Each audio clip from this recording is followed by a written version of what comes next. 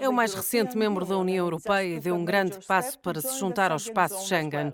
Numa altura em que o resto dos Balcãs ocidentais parecem estar distantes, a Croácia é considerada a história de sucesso da região.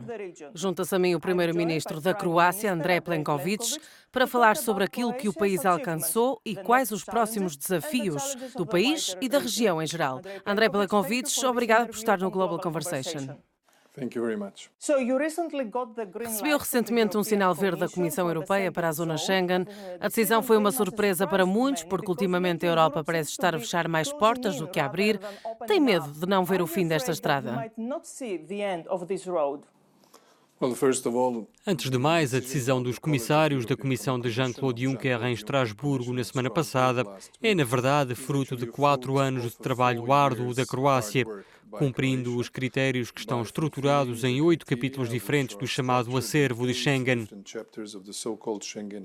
Em todos esses capítulos conseguimos elevar a disponibilidade da Croácia para fazer parte do espaço Schengen. Então, isto foi uma avaliação técnica muito minuciosa por parte dos serviços da Comissão. A minha pergunta é específica. O conflito com a Eslovénia sobre o Golfo de Pirã. O lado esloveno alertou que pode vetar o caminho para o espaço Schengen se não houver uma solução. Vê alguma num futuro próximo? O problema da fronteira entre a Croácia e a Eslovénia é uma questão em aberto que está na agenda dos últimos 30 anos.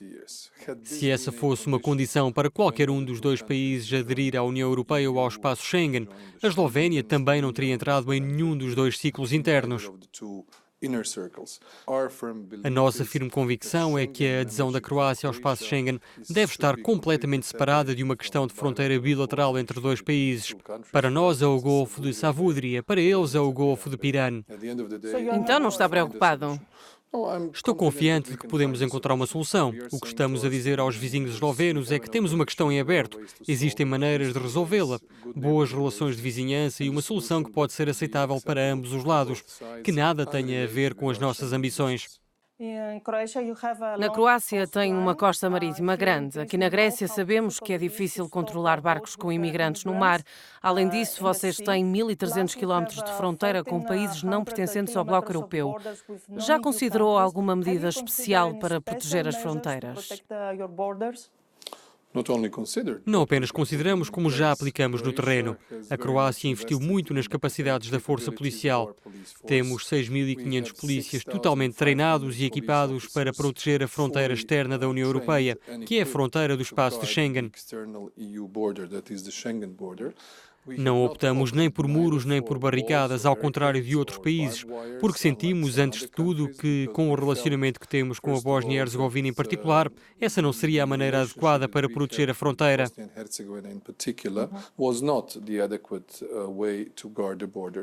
Por isso, cooperamos entre os serviços policiais da Croácia, da Bósnia e Herzegovina e também Sérvia e Montenegro. Algumas ONGs dizem que está a levar este reforço demasiado a sério. Houve acusações de violência policial contra imigrantes. Já investigou essas alegações? Existiram, efetivamente? Claro, sempre respeitamos a lei croata, respeitamos os mais altos padrões, mas também estamos a proteger a nossa fronteira. Qualquer alegação que ouvimos foi investigada. Até agora, no que diz respeito ao comportamento dos nossos polícias, podemos apenas elogiar o que têm feito, não apenas pela fronteira croata, mas também por protegerem a fronteira de todos os outros Estados-membros da União Europeia que nos apoiam. Portanto, a imigração em massa é uma grande preocupação na Europa. É esta a verdadeira razão pela qual a Macedónia do Norte e a Albânia não conseguiram datas para as negociações de adesão? Consideramos que os dois países fizeram muito em termos de critérios exigidos e é por isso que a Comissão Europeia, novamente, assim como no nosso caso para o espaço Schengen, declarou agora o momento certo para abrir estas negociações de adesão. O que correu mal, então? Acho que houve muitas razões. Algumas delas passam pela análise de alguns Estados-membros.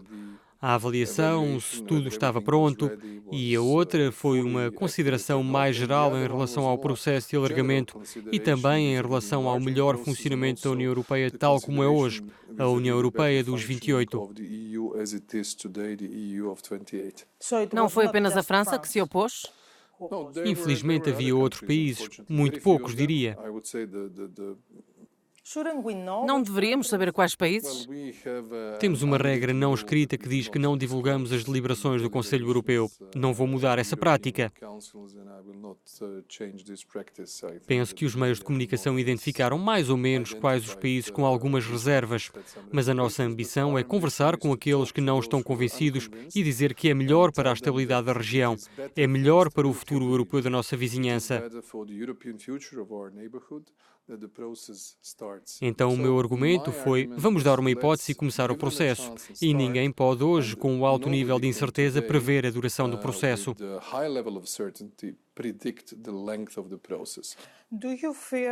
Teme que, no caso da Albânia ou da Macedónia do Norte, possamos ver uma repetição do que aconteceu com a Turquia e com a União Europeia? A Turquia agora parece muito distante da União Europeia e o caso da ofensiva na Síria mostrou que existem outras grandes potências, como a Rússia, que influenciam a política daquele país. Não creio que possamos comparar a Macedónia do Norte e a Albânia com a Turquia. A Turquia teve um caminho europeu muito específico. Acho que o que precisamos de fazer com a União Europeia é organizar a nossa relação com a Turquia, especialmente levando em conta as possíveis ramificações da crise que aconteceu no Médio Oriente ou em qualquer outro lugar, as quais, por sua vez, se podem tornar em crises de refugiados ou, mais tarde, numa crise migratória. Acha que isso é possível? Acho que pode ser. Será a presidência do Conselho da União Europeia no próximo semestre, portanto, vai acompanhar o Brexit. Está esperançoso de que será uma transição suave? Com o Brexit, nada foi tranquilo nos últimos 3 anos e 4 meses. Agora vemos mais problemas em relação à data das eleições e todas as outras questões.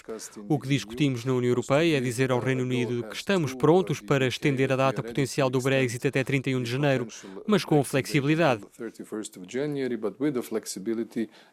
Se eles resolverem os procedimentos internamente, podemos executar o procedimento necessário no momento a nível do Conselho e a nível do Parlamento Europeu. Assim, o Brexit pode ser flexível e até mais cedo. Mas nós, como presidência, vamos tomar conta do tema no momento em que acontecer, se acontecer. Agora, com todas as coisas que testemunhamos, não quero prever algo que poucas pessoas conseguiram prever de forma eficaz. Obrigada por falar conosco. Thank you very much.